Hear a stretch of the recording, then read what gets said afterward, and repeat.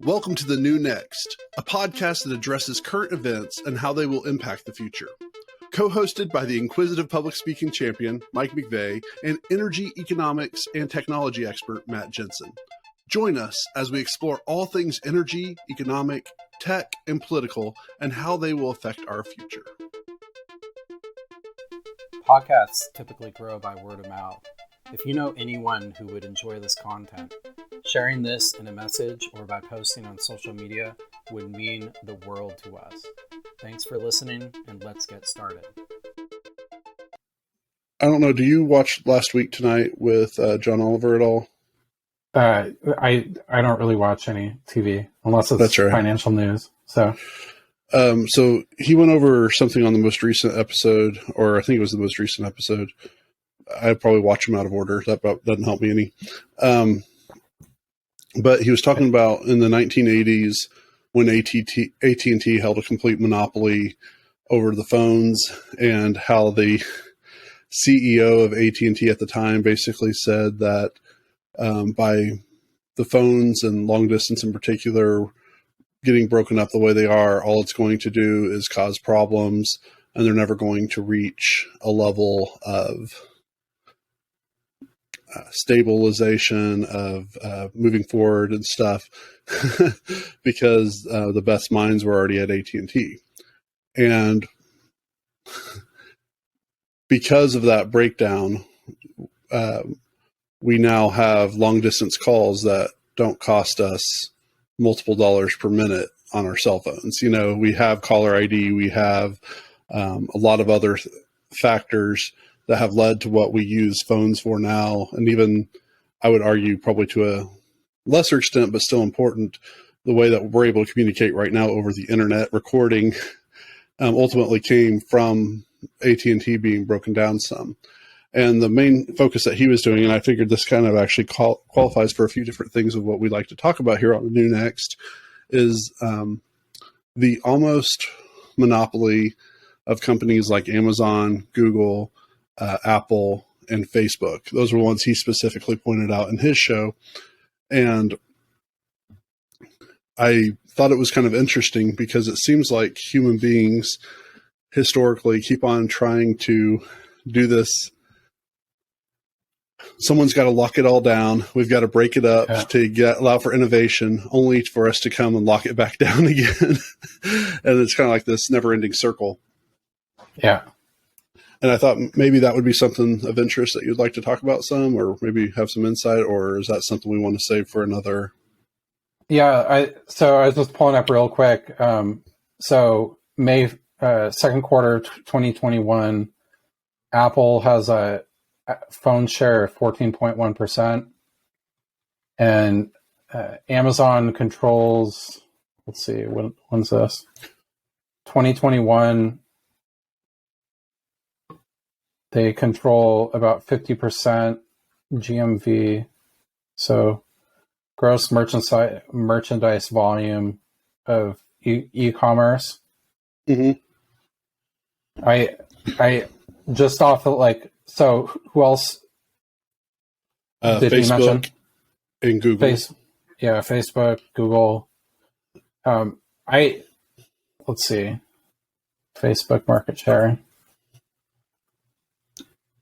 And it's specifically, there's two bills right now that are in Congress, and it's one of those things where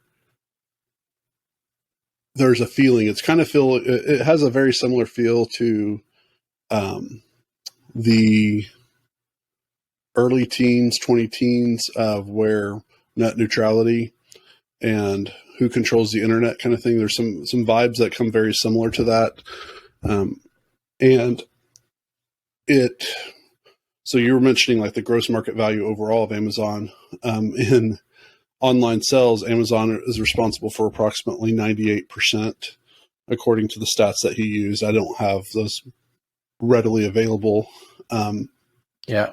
And then Amazon, on top of that, they're trying to make the products that their specialty community people make And if they are able to, then they sell them for a less price and basically run those guys out of business on top of it.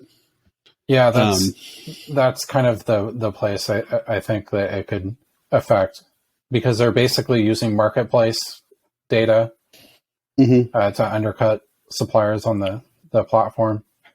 So, go ahead. I was just going to say, in Apple, the example he used specifically with Apple was the fact that if you have an Apple device on your phone, you can only download apps through the Apple App Store, and that they take a 30% cut. But even Google takes 30% as well from like most of the Android stores. It's just that Android, you generally have more options on how to download apps. Yeah. And that Google, and it's hard to believe that Google's been around for so little and so long at the same time. Yeah. But when Google first started out, their whole premise was to find the best results for you. And now if you can find something in the top 5 options that are not advertising, even when you type in a specific website, that's pretty amazing on its own right. Like you might see, if you type in ESPN, it might have ad.espn for the first result. And I think like ESPN itself is like third result, or it was a couple days ago. Facebook, he didn't talk about as much, but I would assume based on the way that his argument was building, that Facebook basically tries to copy all of its competitors. So when Snapchat was considered to be the thing that was going to take Facebook down, basically Facebook just took the idea of the 24-hour pictures, and now you can, post a picture at the top of Facebook or Instagram. The gram. And for the gram. And like, in fact, one of the places we were looking for a new car was on Facebook Marketplace, because that's where we brought Brenda's car a few years ago. So, and I heard now that they have Facebook dating, which, yeah. But it's basically trying to be an all-in-one, which sounds great until you realize that it's crippling the market for other opportunities on those 4 specific companies, though they're by no means the only ones that are doing it. And I'm definitely a purveyor of at least 3 of those 4 things regularly. Or all 4 of them, actually. So Google was about 91% in 2010, and now they're 85%. Bing's up a lot, and I'm sure a lot of that has to do with their Microsoft Edge basically searching from their browser. Mm-hmm. But Google, maybe it's just, I think it's hard to be like, it's kind of a hard sell to be like, these people are better than everybody else, so therefore they're a monopoly. So with Amazon about 50% of e-commerce in 2021, and which is up significantly since a couple of years ago, but it's just, I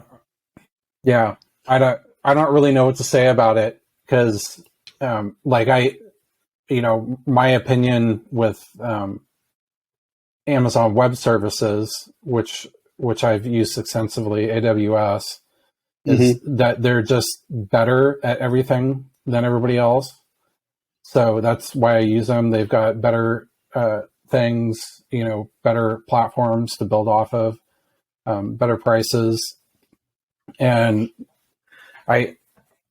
just because you have a lot of smart people, I think it's hard to say that they're a monopoly.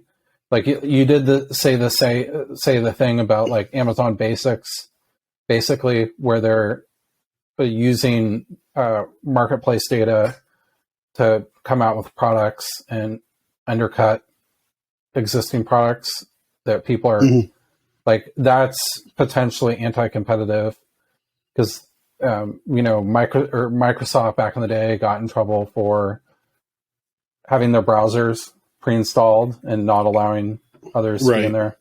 So I I don't really know it from me studying monopolies back in the day, before the kind of like the Antitrust Act came out. Like it was some shrewd business back then, and I don't really see the connection to it, but it's, who knows? Like, I think if there's a move behind it, then it's possible. But I also do think, like, if it's because people are pissed off that Jeff Bezos is worth so much money and stuff, usually these broken apart, traded separately, are worth a lot more than the whole. And you would probably see that they would become a lot more wealthy because of it. Right. And I don't necessarily want to concentrate on Bezos particularly as much as, let's say that Amazon does do everything better for whatever you buy from them. Is that because they do kind of the, oh goodness, is it because they make it where competition can't compete? I mean, it's one thing to hire the best players on the, from the league and put them all on the same team. But it's also another thing whenever it seems like every time somebody comes up with something that they don't even have a chance to really do it, because it's like either sell to Amazon or have Amazon figure it out in the end. And you don't have this kind of startup money, because we can go back to Apple, really all throughout the 2000s so far, and their constant fight with Samsung specifically. And both are both admitted in court. So I'm not basing this off of my personal feelings, but both of them have ripped off each other multiple times over. And they've both been very petty about how they have fulfilled court obligations. Though my favorite one, which I do think needs to be mentioned, I believe Samsung owed Apple $100,000 for one specific settlement. So they got a dump truck full of pennies and dumped it out right in front of one of the Apple headquarters over there. That's pretty funny. Silicon Valley. And it was really a slap on the wrist for the $100,000, because it should have been probably about $10 million or something. And I think there was a ruling based on that. Way they distributed the money is that everything has to be either done electronically or by check.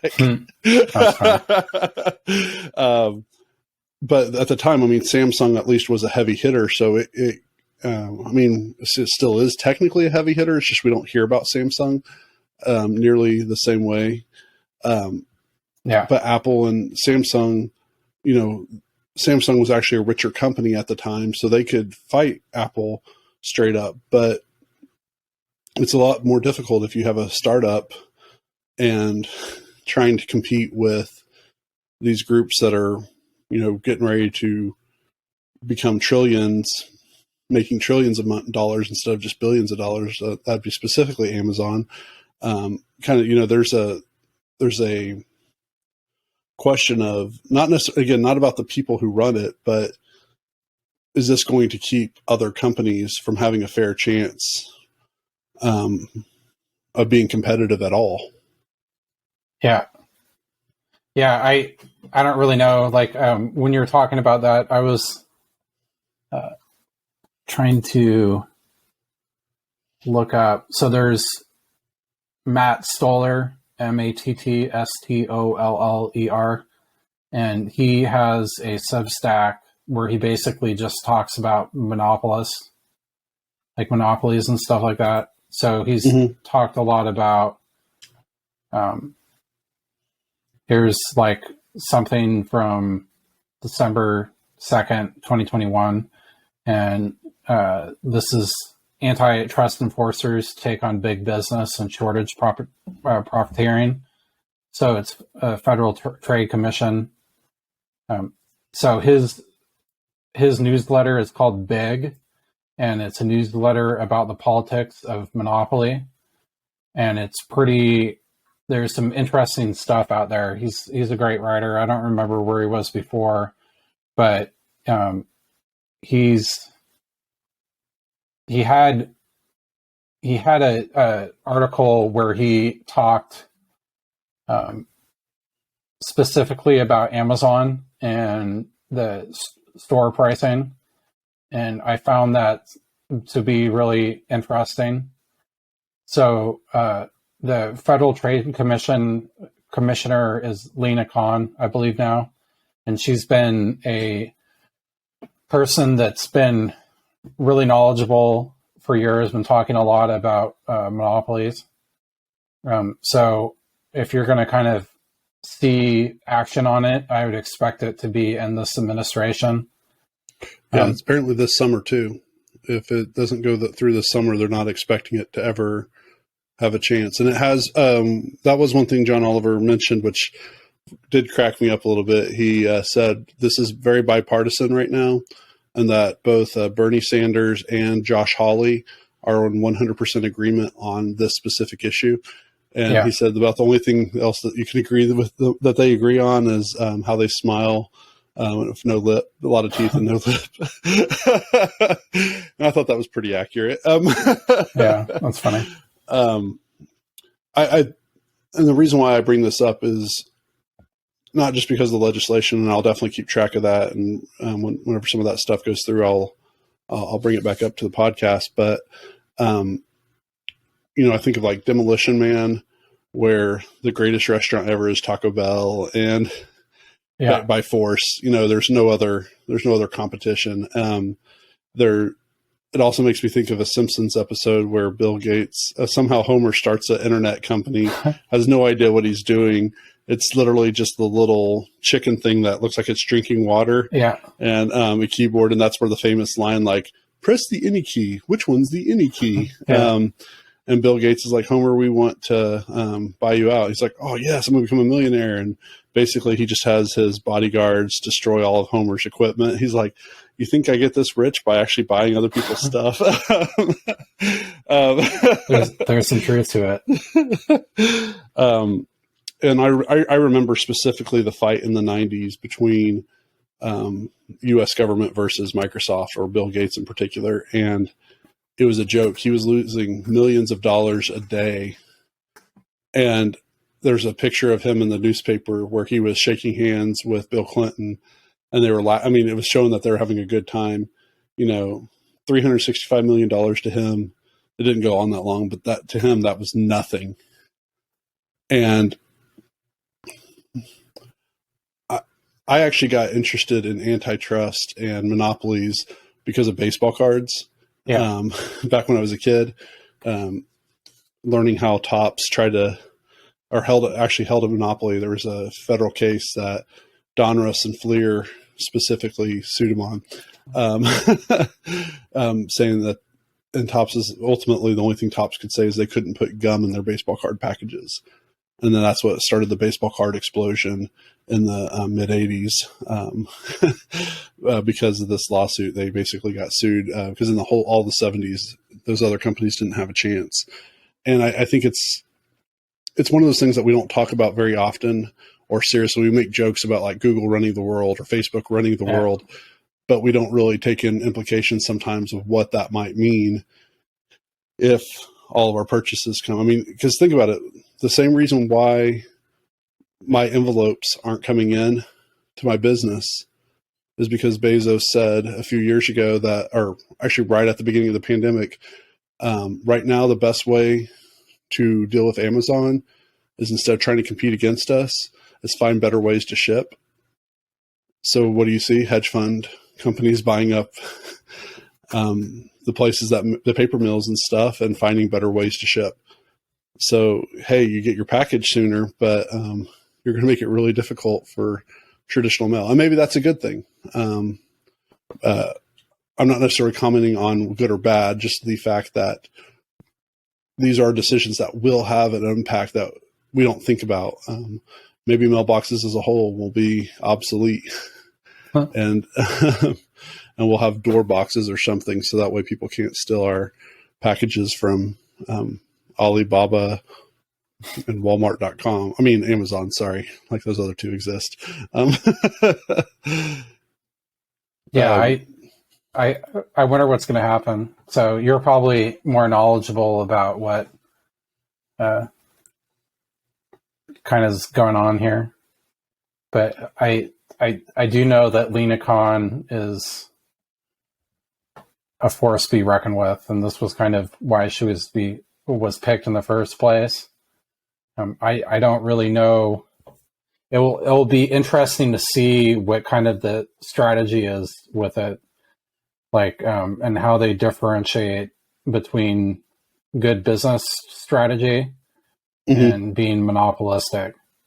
Because it's when you're in kind of this time of uncertainty now, and you run a good business and you're large, like it's going to be a lot easier to get capital, expansion capital for your business, and like you said, if you've got, well, talk about like Whole Foods, for instance. Like Amazon bought Whole Foods, and now they're a part of this kind of giant conglomerate. So I listened to John Mackey, who's their founder, talk about what the Amazon acquisition has been for what it's meant for them. And they went from a public company to being a part of this giant conglomerate now. So he said they're able to reduce their prices a lot because they're not beholden to maximizing shareholder profit quarter to quarter. So in that way, that's been good for consumers. But it's like for these large companies, I could say that they're doing good, they're doing bad for a lot of things. Like, right. I personally have a lot of respect for Amazon and Microsoft as companies. Like, I think they're great places to work for their employees. They're doing a lot of really cool things. Well, maybe not the warehouses, but yeah, I was going to say the warehouses are where the real people work, but yeah, but for like the corporate jobs and stuff like that. But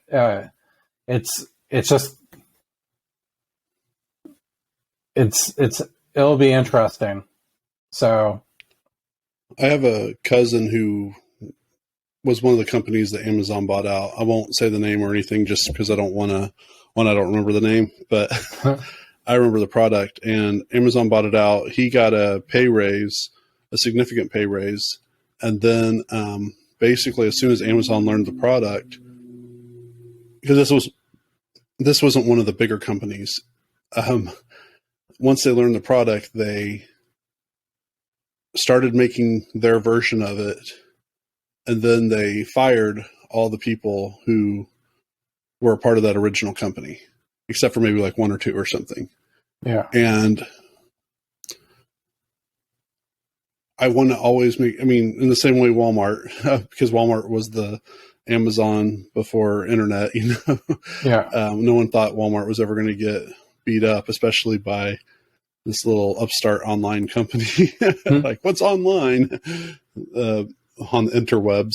But the Walmart of the top, with the Waltons and the people at that level, the corporate level, was a great thing to be a part of. And even I would say if you're over 65, it still is one of those few places that you can get a job based on that age.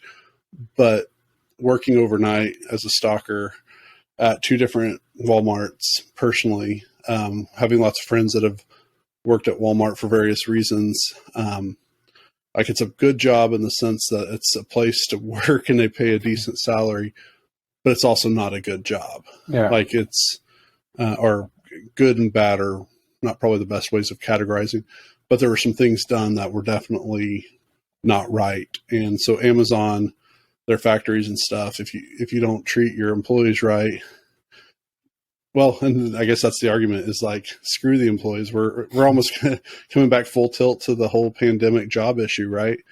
At what point do the companies need to be, making money, I get it. That's a kind of part of being a business, or supposed to be the part of being a business.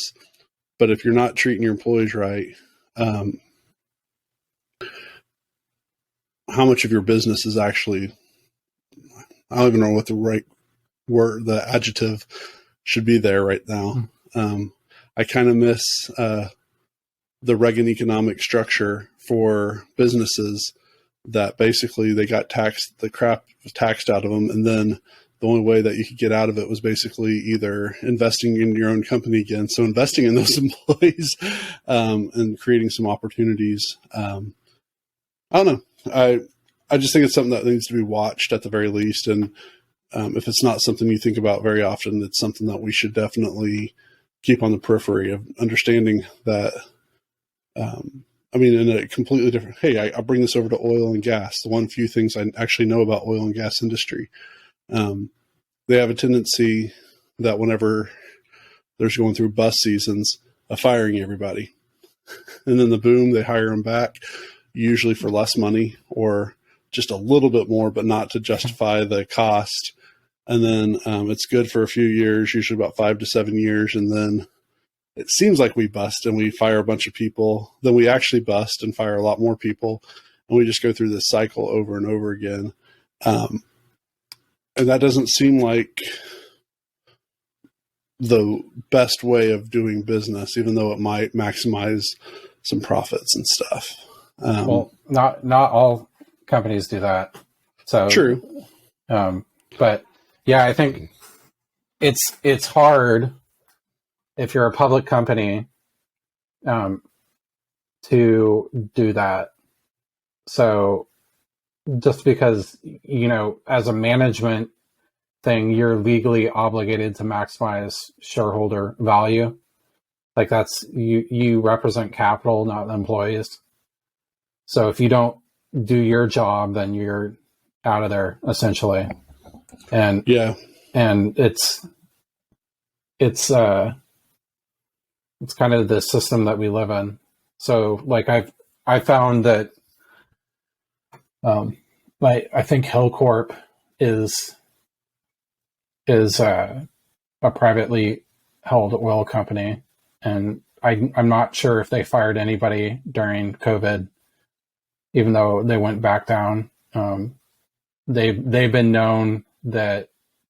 So when they hit certain goals, like everybody else or everybody in the company gets big bonuses, which is nice. I think there was a bunch of people that got like 100,000 bonuses. They were just like normal people too. So it's hard, I think, in certain industries because you're operating off such a small margin that there's not really necessarily stuff left over like you have in tech to keep a bunch of people employed in non-revenue generating positions. So it's just, yeah, it's good to be in a diversified economy. And as you said too, energy right now, like even though oil is really high, it's not necessarily a boom time because there's just not enough equipment to go around to really expand how a lot of these companies want to expand. Right. But yeah. And I'm getting better about not classifying things as good and bad and right and wrong. I'm still not completely there on the right and wrong. I still do think there are things that are absolutely wrong. If you would like to learn more about the New Next podcast, find us at thenewnextpodcast.com, where you can suggest a topic you would like for us to cover. If you enjoyed what you heard, share the podcast, tell a friend about it, or rate us with 5 stars. We appreciate you.